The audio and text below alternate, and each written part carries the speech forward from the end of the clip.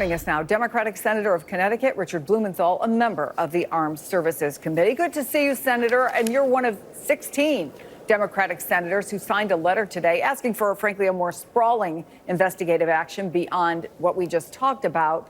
Do you think ultimately the reality will lie somewhere in the middle? Are you more likely to have to, for lack of a better phrase, take what you can get from your Republican colleagues? Where is this realistically going? I'm hoping for an even more aggressive, comprehensive investigative effort that will be bipartisan. This step, asking for the Inspector General of the Defense Department to do an inquiry, is a good one, very positive, bipartisan step.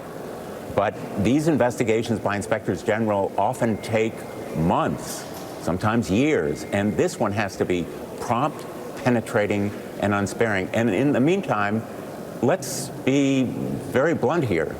There was a likely crime committed under the Espionage Act, under the Federal Records Act. There should be a criminal investigation.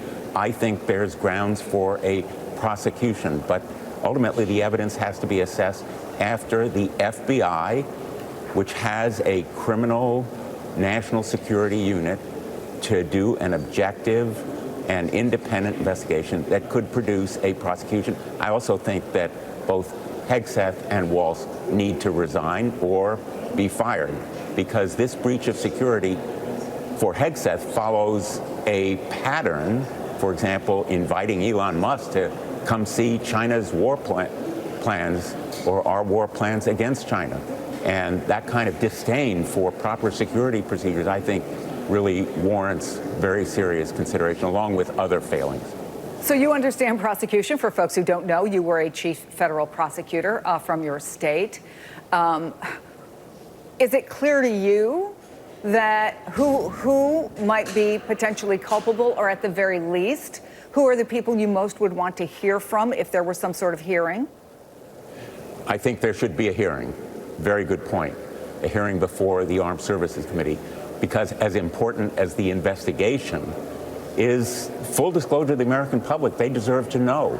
And by the way, I am one of the leading proponents of declassifying information. At the end of our classified briefings in our SCIF here at the Capitol, I'm often the one who says, you know, everything we've heard, the Chinese know, we know they know, we know it. The only people who don't know it are the American people.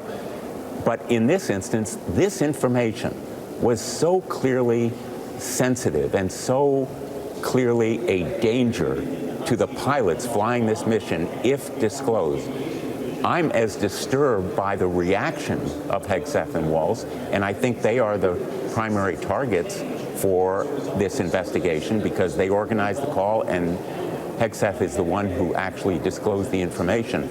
But their reaction, nothing to see here, no problem, is profoundly disturbing from people who should know better. Well, I wonder, does it change the equation, as Trump and other members of his administration have suggested, that the mission went off successfully, no lives were ever in danger. Even Marco Rubio said none of the information in that signal chat threatened the lives of U.S. servicemen. So if that is their position, are you hearing anything that suggests that you have Republican colleagues who would support a real hearing, who would support a broader investigation? Only by good luck and the grace of a higher power are we not undertaking an after-action report on pilots downed and killed. Remember, the Houthis have highly sophisticated, lethal, Iran-supplied air defense missiles that can bring down the type of aircraft that were used. They had every reason to know when those planes would be over targets because they can calculate where they were coming from on aircraft carriers and how long it would take them to get there. So this information posed a clear and present danger to those pilots and other men and women in uniform. So the fact that there was success in the mission is no reason to disregard the very high risk and danger posed by using this commercial app when they could have used a really secure one. Think about the Osama bin Laden raid. And the famous picture of the president and leading members of his war cabinet sitting in the Situation Room, monitoring what was going on, all of them scrunched together because they had to be in that highly secure and secret setting. That's the kind of security that should have applied to this mission, and instead they used a commercial app.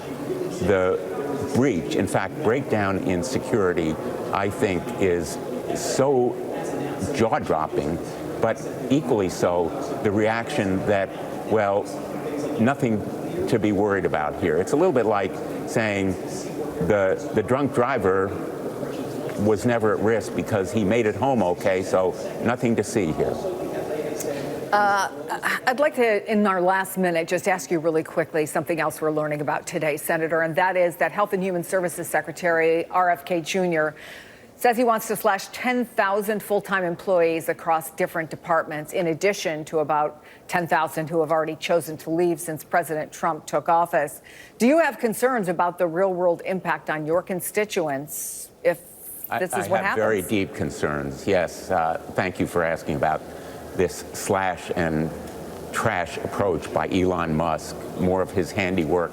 It will have real-life impacts. For example, the FDA, 3,000 workers lost there will mean delays in bringing new drugs to public use because the clinical trials and review may be delayed. New medical devices, new outbreaks of the kind of salmonella or other food contamination, also overseen by the FDA and prevented as well as stopped.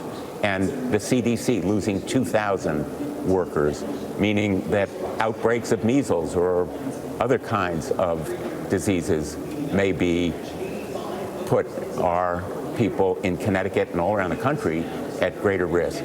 And ultimately, cutting workforce at the agency that's responsible for Medicaid and Medicare indicates clearly where this administration is going. Expect cuts in Medicaid, but we're going to fight them. Medicaid is a key to health in Connecticut, as well as states all around the country for people who otherwise would have no insurance whatsoever. It's now the backbone of our healthcare system in many parts of the country, and these cuts at HHS simply are previews of coming not so attractive attractions coming down the line. Senator Richard Blumenthal, thank you. It's always good to have you on the program. Appreciate it. Thank you.